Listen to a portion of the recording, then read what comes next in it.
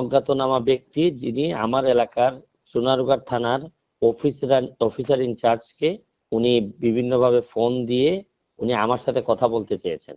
পরে ওসি সাহেব জিজ্ঞেস করছে যে কেন কথা বলবেন, তখন একটা মেসেজ দিয়েছে ওসি সাহেবকে জানায় যে আমাকে একটা হত্যার পরিকল্পনা হয়েছে, কন্ট্রাক্ট কিলিং। তো সে জীবনের নিরাপত্তা চেয়ে শেরেবাংলানগর থানায় একটি জিডি করি। জিডির বিষয়টি হচ্ছে গিয়ে যে গত বৃহস্পতিবার সংসদে থাকাকালীন সময়ে আমার এলাকার যিনি অফিসার ইনচার্জ। আসসালামু আলাইকুম প্রিয় দর্শক, ব্যারিস্টার সুমনকে ওসির মাধ্যমে হত্যার হুমকি দিয়েছেন এবং কে বা কারা এই হুমকি দিয়েছেন এবং কতটুক এই হুমকির গ্রহণযোগ্যতা রয়েছে। প্রিয় দর্শক, চলুন আমরা দুটি ভিডিও দেখব এবং ব্যারিস্টার সুমনের মুখ থেকে সরাসরি শুনব তার উপর কি পরিমাণ হুমকি আসছে। কথা বলতে চেয়েছেন। পরে ওসি সাহেব জিজ্ঞেস করছে যে কেন কথা বলবেন, তখন একটা মেসেজ দিয়েছে ওসি সাহেবকে জানায় যে আমাকে একটা হত্যার পরিকল্পনা হয়েছে, কন্ট্রাক্ট কিলিং। তো সে আমার নাম শোনার পরে কিলিং গ্রুপ থেকে সে সরে গেছে। তখন ওসি সাহেব আমার বাসায় এসে আমার সাথে কথা বলায় দেন ওই অজ্ঞাতনামা ব্যক্তির, তার একটা ফোন নাম্বারও আছে। তখন সে আমারে বললো যে আপনি 2-3 দিন সাবধানে থাকবেন এবং এটার সাথে বড় বড় লোকজন জড়িত। এইটা জানার পর আর যে লোকটা আমার ফোন দিচ্ছে সে দাবি করতেছে সে সিলেটি এবং সে সিলেটি হিসেবে সে আমাকে ভালোবাসে এবং সে চায় না কোনোভাবেই আমি মারা যাই বা আমি হত্যাকাণ্ডের শিকার। তখন এইটা জানার পর আমার কাছে সিরিয়াস খুব পটেনশিয়াল থ্রেট মনে হইলো, তখন আমি জিডি করতে বাধ্য হয়েছি। তো এর আগেও আমি অনেকবার বিভিন্নভাবে আমি থ্রেটের শিকার হয়েছি, কিন্তু এইবার যেহেতু ওসি সাহেবের মধ্য দিয়ে আসছে এটা বিষয়টা, তখন আমার কাছে মনে হয়েছে যে ব্যাপারটা আর হেলাফেলা করার মতো সুযোগ নাই আমার সামনে। অজ্ঞাতনামা যে ব্যক্তি সে তাকেও আইডেন্টিফাই করে নাই, সে শুধু আমাকে বলছে যে কিলিং গ্রুপটা অ্যাক্টিভ, তারা অলরেডি বের হয়ে পড়ছে এবং তাদেরকে কন্ট্রাক্ট কিলিং এর দায়িত্ব দেওয়া হয়েছে, উপর থেকে কেউ না কেউ দায়িত্ব দিয়েছেন। আর আরেকটা বিষয় হচ্ছে কি বাই দা ওয়ে, কিন্তু আমি ওইভাবে তো চিন্তা করি নাই কখনোই, এই জন্যই আমি আসলে বেশি কনসার্ন। কিছুদিন আগে আমাদের আরেকজন মাননীয় এমপি দাবি করা হচ্ছে, অভিযোগ আছে যে উনি হত্যাকাণ্ডের শিকার হয়েছেন আনার ঝিনাইদহে। তো উনি হওয়ার পর তো বিষয়টা তো আসলে আমাদের সবার জন্যই, সব এমপিদের জন্য একটা অ্যালার্মিং। তো এই গ্রাউন্ডে যখন এরকম একটা জিনিস আসে তখন আমার জন্য তো বিষয়টা খুব কনসার্ন হওয়ার মতো। আমি তো আসলে অনেকগুলা দুর্নীতি বিরোধী কাজের সাথে আমি জড়িত। কারো কারো বিরুদ্ধে ব্যক্তিগতভাবেও আমি মামলা করেছি, কারো কারো বিরুদ্ধে আমি সংসদে কথা বলেছি, আমি মাননীয় প্রধানমন্ত্রীর সামনে কথা বলেছি, স্পিকারের সামনে কথা বলেছি। তো আসলে এগুলা তো এখন আইডেন্টিফাই করা আমার জন্য ডিফিকাল্ট। এটা আসলে একমাত্র পুলিশই আইডেন্টিফাই করতে পারে বা অন্যান্য এনফোর্সিং এজেন্সি যারা, তারাই বলবে যে আসলে আমার থ্রেটটা কতটুকু। আমি চাচ্ছি না যে আমার মৃত্যুর পরে শোক প্রস্তাব হওয়ার চেয়ে মৃত্যুর আগে কিছু না কিছু অন্তত সবাই মিলে যদি কেন আমার মৃত্যু হবে এটা যদি নিশ্চিত করতে পারেন তাহলে আমার জন্য ভালো হয়। আমি আসলে ব্যক্তিগতভাবে আমার মৃত্যুর জন্য আমি অত ভয় পাচ্ছি না, কিন্তু ভয় পাচ্ছি হচ্ছে গিয়ে যে আমার মৃত্যু পরে আমার এলাকাটার কি হবে, যারা আমাকে ভোট দিয়ে নির্বাচিত করছে এদের জন্য আমার চিন্তা হয় বেশি। আমি আইনি প্রক্রিয়া হিসেবে আমি একটা জিডি করে রেখেছি, বাকিটা হচ্ছে গিয়ে প্রশাসন জানেন কিভাবে এগুলো হ্যান্ডেল করবে। জীবনের নিরাপত্তা চেয়ে শেরেবাংলানগর থানায় একটি জিডি করি। জিডির বিষয়টি হচ্ছে গিয়ে যে গত বৃহস্পতিবার সংসদে থাকাকালীন সময়ে আমার এলাকার যিনি অফিসার ইনচার্জ উনি আমার ফোন দিয়ে জানালেন যে স্যার আপনি একটু বাড়ি আসলে আপনার সাথে আমার একটু বসতে হবে, গুরুত্বপূর্ণ কথা আছে।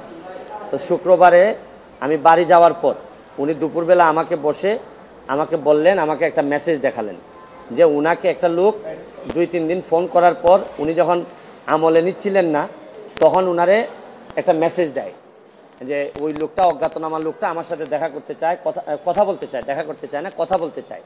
তো ওসি সাহেব আমলে নেননি। পরে যখন মেসেজটা দেখছেন যে মেসেজের মধ্যে আছে, দেখা যাচ্ছে যে একটা কন্ট্রাক্ট কিলার গ্রুপ যারা হায়ার করা হয়েছে তারা নাকি অ্যাক্টিভ, তার বক্তব্য অনুযায়ী। তো ওসি সাহেব আমারে উনার ফোন দিয়ে ওই অজ্ঞাতনামা ব্যক্তির সাথে ফোনে ধরাই দিলেন। আমি কথা বললাম, কথা বলার পর যে জিনিসটা ওরা জানাইলো আমাদেরকে, ওই অজ্ঞাতনামা ব্যক্তি সে নিজেকে আইডেন্টিফাই করতে চায় না, সে তার অ্যাড্রেস বলতে চায় না। সে বলে যে আমি নিজেও ওই কিলার গ্রুপের মেম্বার ছিলাম, যখন আপনার নামটা আসছে আপনাকে হত্যা করতে হবে, তখন আমি বলছি যে না আমি এটা পারবো না, কারণ উনি ওই লোকটা সিলেটি, সে আমার কাজকর্ম সম্পর্কে জানে, এই জন্য সে কোনোভাবে রাজি হয় নাই। তখন সে বলছে যে আমার বিষয়টা হচ্ছে গিয়ে, তার বক্তব্য অনুযায়ী আমার বিষয়টা হচ্ছে গিয়ে, আমি আপনাকে একটা ওয়ার্নিং দিচ্ছি, আপনি এই 2-3 দিন আপাতত ঘরের বাইরেই যাবেন না। তো এইটা শোনার পর আমি নর্মালি এর আগে অনেকবার আমি মৌখিকভাবে বা আমার পিএসের মাধ্যমে বিভিন্নভাবে আমি থ্রেট পাইছি, এগুলো আমি আমলে নেই না, কারণ এগুলা সামনে বললে একটা প্যানিক তৈরি হইতে পারে, এই জন্য আমি কখনোই সামনে নিয়ে আসি নাই। এইবার যখন আমার এলাকার ওসি সাহেবের মাধ্যমে আসছে, তখন আমার কাছে মনে হয়েছে যে মানুষ যখন কখনো কোনো ওসিরে নর্মালি তো কেউ ফোনই দেয় না, তার উপর যখন সে এইরকম একটা মেসেজ দিছে, তখন আমার মনে হয়েছে, আমার এখন মনে হয়েছে যে সিরিয়াসলি একটা পটেনশিয়াল থ্রেট, আমার এটা অবশ্যই আমলে নিতে হবে। তো এই জন্য আমি ওই দিন পরের দিন সকালেই আমি ঢাকা চলে আসি, সংসদ ভবনে চলে আসি। এসে আমি এর ভিতরে আমি পুলিশের ঊর্ধ্বতন কর্মকর্তা যারা আছেন তাদের সাথেও আমি কথা বলি।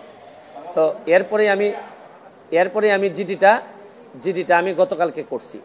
কিন্তু আমার যে জায়গাটাতে প্রশ্ন হচ্ছে, দেখেন আমি একজন মেম্বার অফ পার্লামেন্ট, পুলিশ যখন আমার এলাকার ওসি সাহেব যখন জানলেন কোনো একটা মারফতে আমার একটা লাইফ রিস্ক আছে, তখনই কিন্তু উচিত ছিল যে উনি এসপি সাহেবের সাথে আলাপ করবেন, ডিআইজি সাহেবের সাথে আলাপ করবেন, এটা কি আসলেই থ্রেট নাকি না কেউ বোগাস নাকি না কিছু, এটা তো আমার কাছে আসার আগেই এদের তদন্ত করে ফেলা উচিত ছিল। মানে আমাকে জিডি করতে হলো কেন? প্রশ্নটা হচ্ছে গিয়ে যে আমার থ্রেটটা তো আমি জানি না, জানছে প্রথমে ওসি সাহেবের পরে এটা এসপি ডিআইজি ওনাদের কাছে যাবে। আমি জানার আগেই ওনারা আমাকে প্রোটেকশন দিবেন, আমাকে পরে জানাবেন যে এই থ্রেটটা যেটা ছিল এটা রিয়েল অথবা ফেক। ওনারা আমাকে বলছেন, ওসি সাহেবের যতটুকু ব্রেইনে ধরছে উনি ধরছেন, আমাকে বলছেন, আমাকে জিডি করতে হয়েছে। আর আমার নিরাপত্তা তো এখন আমার নিজেরই দিতে হইতেছে। এখন রাষ্ট্রযন্ত্র, আমি এটা বুঝলাম না যে এই রাষ্ট্রযন্ত্র আসলে কি আদৌ আমার বাঁচায় রাখতে চায় কিনা। কারণ হচ্ছে কি, আমি যাকে জিডি করতেছি পুলিশ ডিপার্টমেন্ট, সেই তো আগে জানছে আমার আগে, সেই তো আমার বলার দরকার ছিল যে সে ব্যক্তি আইডেন্টিফাই করা যায় নাই। পুলিশ মারফত কখনো শুনলাম যে ওনারা নাকি ট্রেকিং করে, কখনো বলছেন যে পাহাড়তলি চট্টগ্রামের, তারপরে কখনো বলতেছেন তার বাড়ি এই বড়লেখা বা সিলেটের কোন জায়গায় যেন। তা আমার বিষয়টা হচ্ছে গিয়ে যে দেখেন, এই দেশে বঙ্গবন্ধু মারা গেছেন, তার পরিবার সবাই মারা গেছে, আমার হবিগঞ্জের শাহ এম এস কিবরিয়া সাহেব মারা গেছেন, আমরা তো কোনো প্রোটেকশনই দিতে পারি নাই।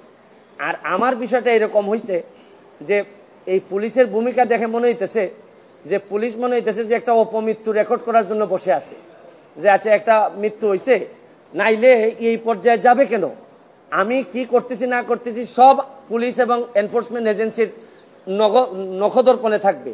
কারণ এরা খবর নেয় না বলেই লোকগুলা মরে, আর এরা খবর নেয় না বলেই বেনজিররা এত ধনী হয়, এরা খবর নেয় না বলেই মতিউররা এত টাকার মালিক হয়। কারণ এরা তো থাকে কারে কোন জায়গায় বদলি করবে, কারে কোন জায়গায় জায়গা মতো নিজের লোক সেট করলে অনেক টাকার বাণিজ্য হবে, এইসব অভিযোগ এদের বিরুদ্ধে। যার কারণে আমার কষ্টটা এখানে, আমার এই মরতে কষ্ট নাই, আমার দুইটা কষ্ট, একটা হচ্ছে মরে গেলে আমার এলাকার মানুষের কি হবে, এইটা আমাকে কষ্ট দেয়। আরেকটা হচ্ছে গিয়ে যে এই দেশটা এমনভাবে মরার জন্য ক্ষেত্র তৈরি করা হয়েছে যে আপনি দেখেন, আজকে আমার সকালবেলা আমার মেয়ে আমাকে বলে কি জানেন, কোন দেশে আছি, আমার মেয়ে আমারে বলে তোমাকে নাকি থ্রেট দিছে কে, সে আমেরিকাতে থাকে, বাচ্চা মাত্র বয়স 11। আমি বলছি হ্যাঁ আমি তো গুড ওয়ার্ক করি, এই জন্য ব্যাড পিপুলরা আমারে হুমকি দিছে। সে আমারে বলে there must be a line between good work and stupidity. মানে আমার মেয়ে মনে করে আমি যে গুড ওয়ার্ক করি, আমি যে অন্যায়ের বিরুদ্ধে প্রতিবাদ করি, এগুলো হচ্ছে গিয়ে স্টুপিডিটি। কারণ আমি আর কি জবাব দিব তারে, কারণ সে তো তার মাথার মধ্যে এগুলাই আছে যে বাংলাদেশে যারা ভালো কাজ করে, অন্যায়ের প্রতিবাদ করে, এরা স্টুপিড। কিন্তু আমার মেয়ে অল্প বয়সী মেয়ে, আমি তো বুঝাইতে পারি না যে আমার জন্ম এই দেশে, এই দেশের মানুষের কল্যাণে আমি কাজ করতে চাই, কারণ আমার রক্তের মধ্যে এটা আছে, আমি করবো কি এটা, যে ধরনের প্রোটেকশন। আমি তো আর আগের ব্যারিস্টার সুমন না, মেম্বার অফ পার্লামেন্ট হিসাবে আপনি না আগের ব্যারিস্টার সুমনকে ফেলে দিলেন, কিন্তু মেম্বার অফ পার্লামেন্ট হিসাবে আমার সিকিউরিটির আগেই আমি যে জিডি করা লাগলো, এইটার জন্য দুঃখ প্রকাশ করতেছি। কেন আমি জিডি করব? আর যদি এটা আমার কাছ থেকে ইনফরমেশনটা আসতো যে আমার পিএস বলছে যে আমার থ্রেট দিছে, বা আমার এক বন্ধু বলছে, বা আমার এক আত্মীয় স্বজন বলছে, তা নয় আমি জিডি করলাম। পুলিশের মাধ্যমে যখন আসে তখন তো সাথে সাথে কাজটা করার দরকার ছিল। এখন বুঝেন অবস্থাটা কোন জায়গায় আছে। তারপরে আমি বিশ্বাস করি যে যতদিন আসি মানুষের কল্যাণে কাজ করতে চাই, আপনাদের দোয়ায় কাজ করতে চাই, আর নিজের মানুষের আমার প্রতি যে বিশ্বাস, আমি মনে করি এটাই আমার নিরাপত্তা। আর এখন বাকিটা এনফোর্সমেন্ট এজেন্সি আছে, তারা যদি আমি কথা বলছি আইজিপি মহোদয়ের সাথে, উনি অত্যন্ত ভালোভাবে আমাকে আনসার দিয়েছেন, বলছেন যে এটা তো আগেই ওদের এই কি করার কথা। উনি আমার বিশ্বাস যে উনি ওই যারা আছে তাদেরকে প্রশ্ন করছেন যে এটা তো তোমরা জিডি করার আগেই ইনফরমেশন পাওয়ার সাথে সাথে কাজ করার কথা। একমাত্র আইজিপি সাহেব, বর্তমান আইজিপি সাহেব, উনি আমার অ্যাঙ্গেলে উনি কথা বলছেন। আর বাকি যারা আছে সবাই মনে হইতেছে যে সাক্ষী দেওয়ার জন্য বসে আছে, আমি কখন মরবো, মরলে পরে সাক্ষী দিবে। আমার এলাকাটা কিভাবে চলছে বুঝেন না আপনারা, যে কারে কোন জায়গায় সেট আপ করবে, এইভাবেই চলছে। Thank you. প্রিয় দর্শক, শুনছিলেন আপনারা ব্যারিস্টার সুমনের মুখ থেকে যে তিনি বলছিলেন তাকে ওসির মাধ্যমে জানানো হয়েছে, তাকে 2-3 দিনের মধ্যে একটি মহল তাকে জানিয়েছেন তাকে হত্যা করার খবরটি।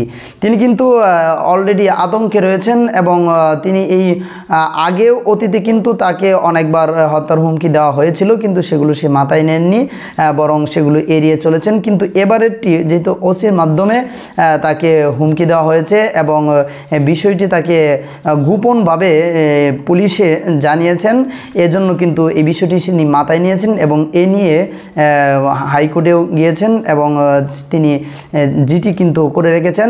তবে প্রিয় দর্শক, আমি বলবো যে আমরা শুনেছিলাম আনোয়ার হত্যার ঘটনার কাহিনীটি, কিন্তু ব্যারিস্টার সুমনের সাথেও কি এমনটা হতে পারে? প্রিয় দর্শক, এমনটা হওয়া স্বাভাবিক, তবে সতর্কতার কোনো বিকল্প নেই।